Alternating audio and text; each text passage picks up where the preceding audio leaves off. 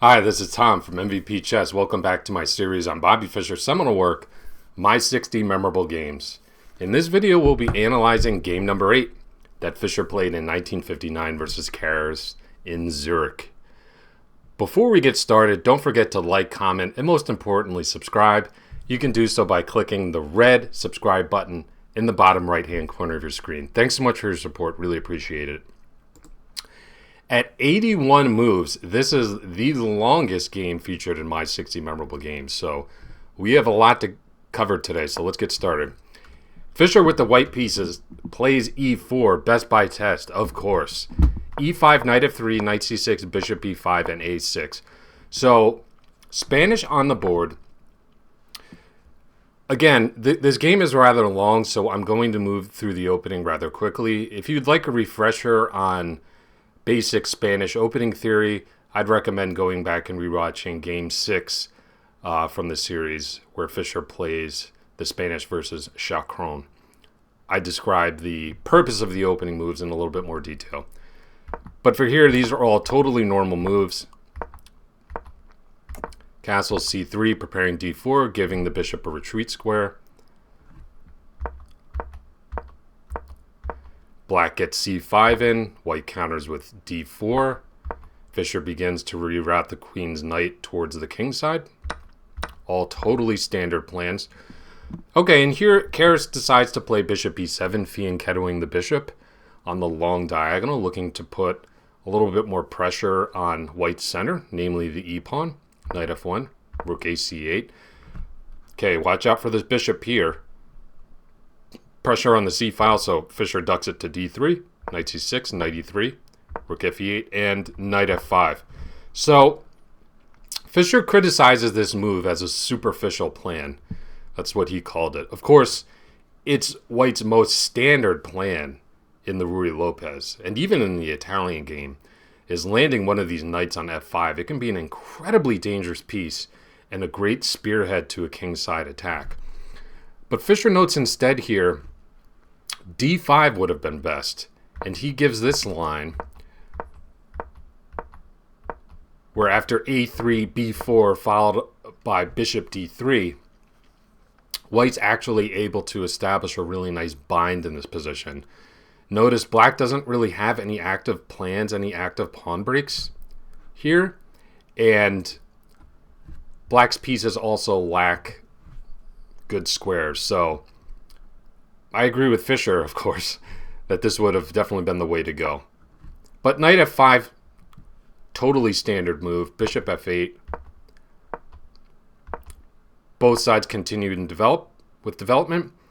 Keres ducks the queen off the danger c file, breaking the pin on the knight.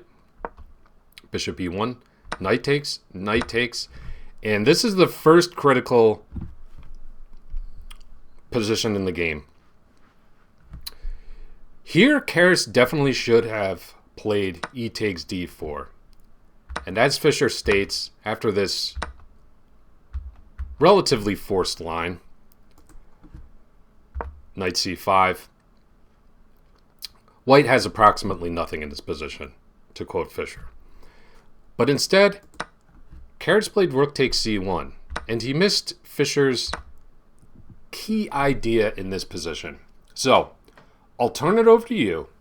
In this position, Fischer found a really nice tactic to fracture his opponent's pawn structure and create some nice weaknesses that he would be able to look to attack in the ensuing endgame. Okay, so pause your videos. What did Fischer play in this position?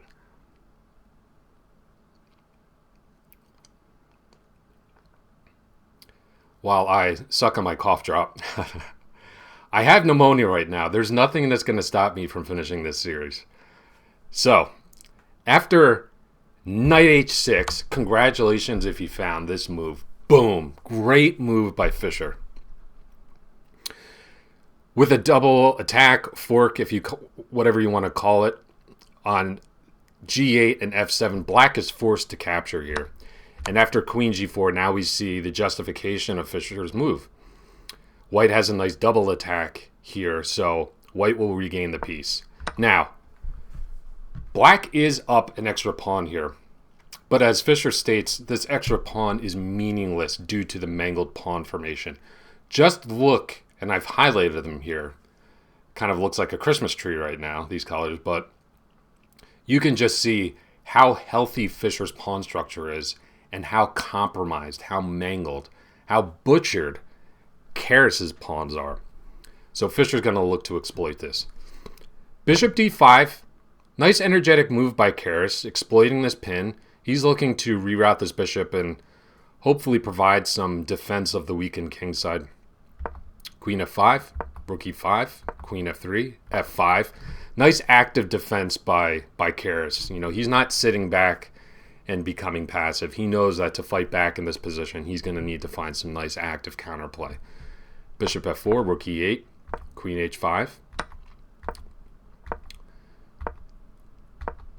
So both sides maneuvering, and Fischer begins to collect these weakened pawns on the king side. Rook e6, bishop takes f8, queen takes f8. Now,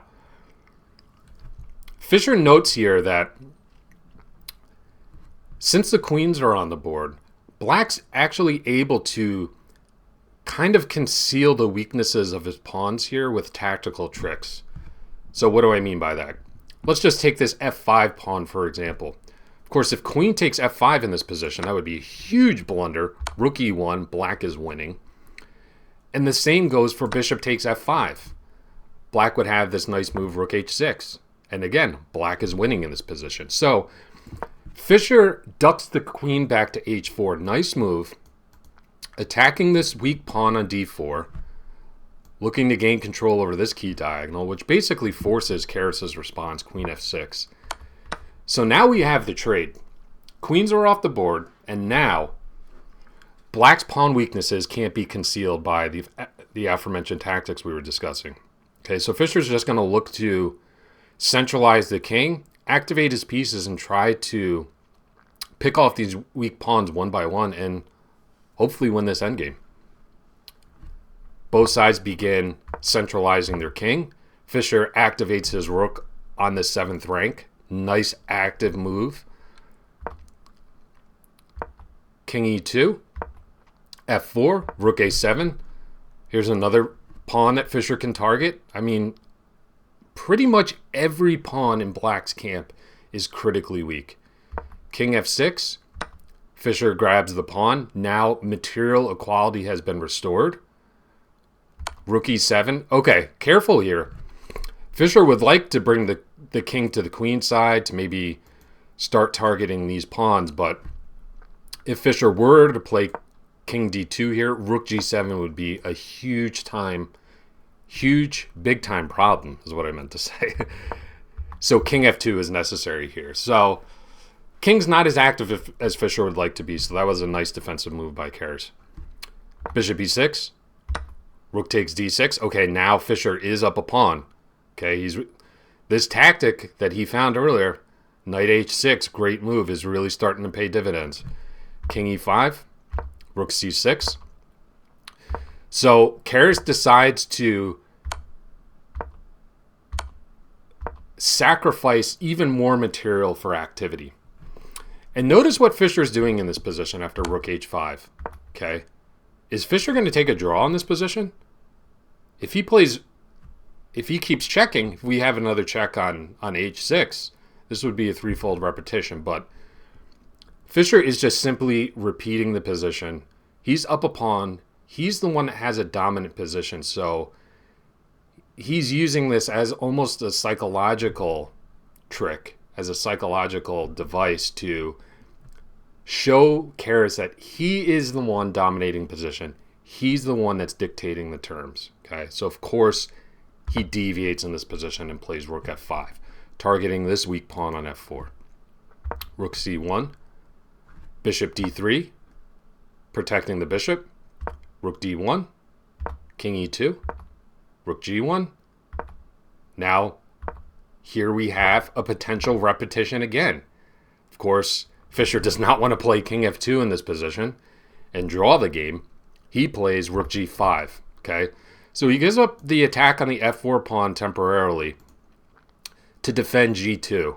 And this is really nice because now that this pawn is nice and safe on g2, this gives the king some more mobility to get active. Bishop takes a2, bishop takes b5. Fischer still up a pawn here. Rook b1. Now the king is nice and active, okay? It no longer has to babysit this weak pawn on g2.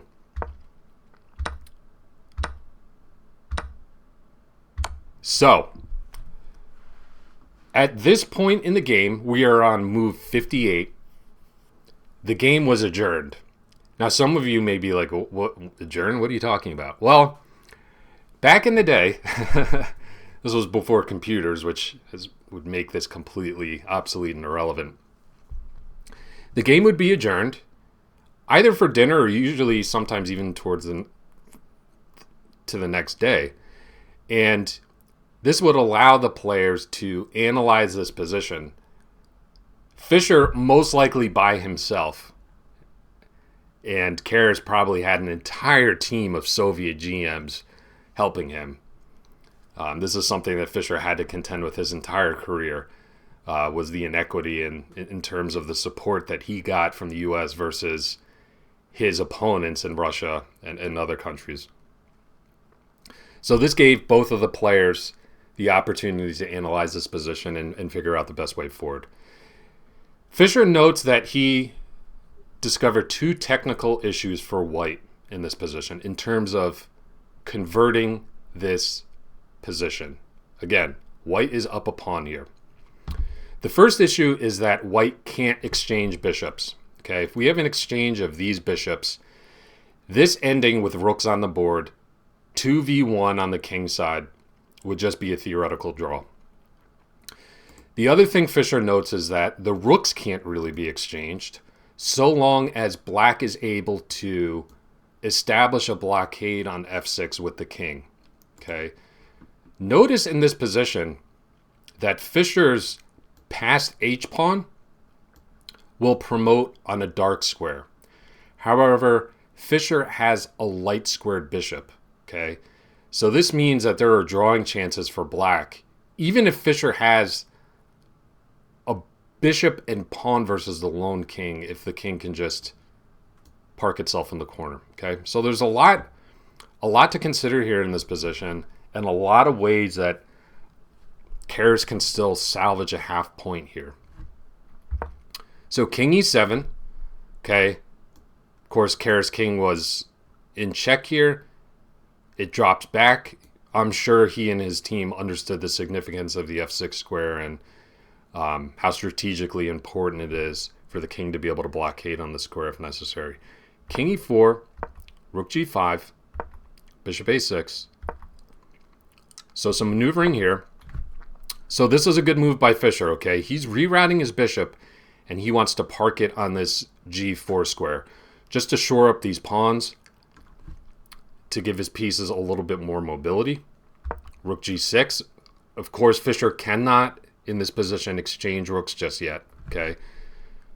Black would still have the ability to blockade on the f6 square, so Fischer declines. King f8, bishop g4. Nice, solid, tidy move by Fischer. His bishop's now safely protected, as are his two pawns. Rook g7. Fischer still can't exchange here because, again, it's going to lead to a draw. Rook h6. And let me just note this here. Just going back a couple moves after Fischer's 61st move, bishop c8. I forgot to mention this, but this really highlights Black's drawing chances and drawing techniques in this position. After king takes f4 here, which seems like a really natural move, rook h5 just draws, okay? Forcing the exchange of rooks. And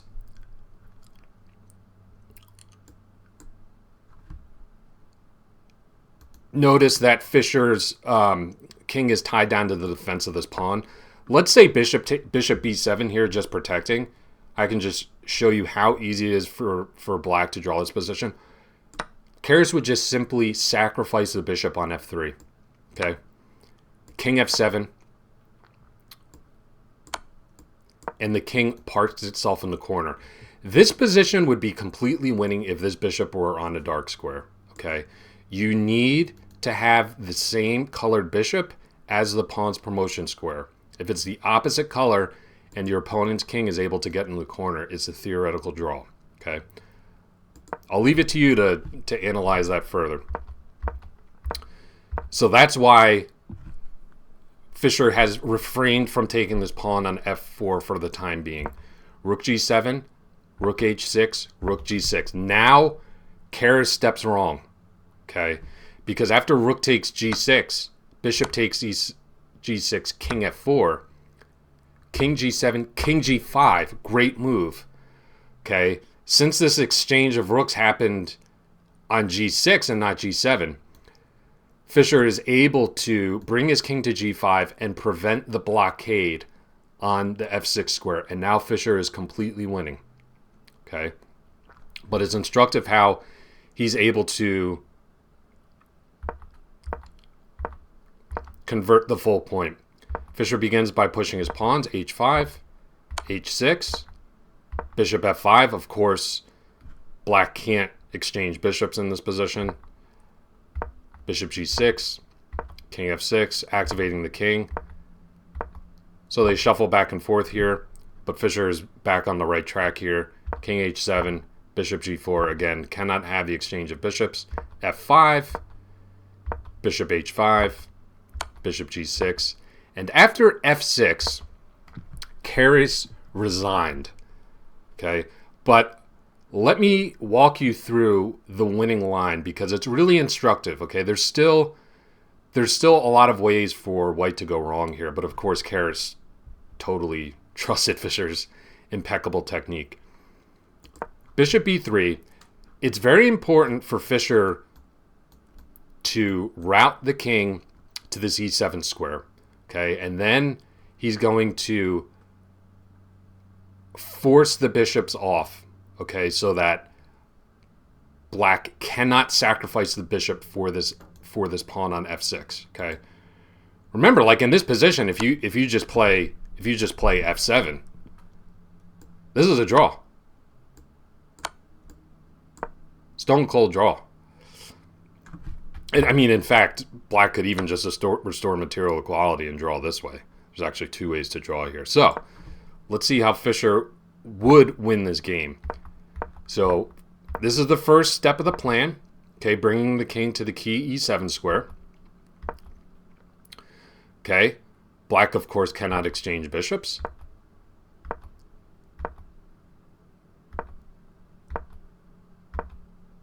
And now, in this position, there's no way for black to contest this past f-pawn. There's no way for black to sacrifice for the pawn and set up that known drawn ending. So that is why Keres resigned after move 81. Wow, what a game. What a long game. And this marked the first time in Fischer's storied career. You know, it's 1959, but Fischer has already won the U.S. championship. He's already one of the top players in the world. But this is the first time that he had defeated a Grandmaster from the Soviet Union. So what a huge hurdle he finally overcame. And from this point on, okay, he almost became public enemy number one in the USSR, in the Soviet Union. They realized how strong Fischer really was and how big of a threat he was going to be in future years to the World Chess Championship. Well, I hope you enjoyed this video. Don't forget to subscribe. You can do so by clicking the red subscribe button in the bottom right-hand corner of your screen. And be sure to turn on your notifications. You're not going to want to miss any of the future installments of my series. I will see you next for game number 9. Take care.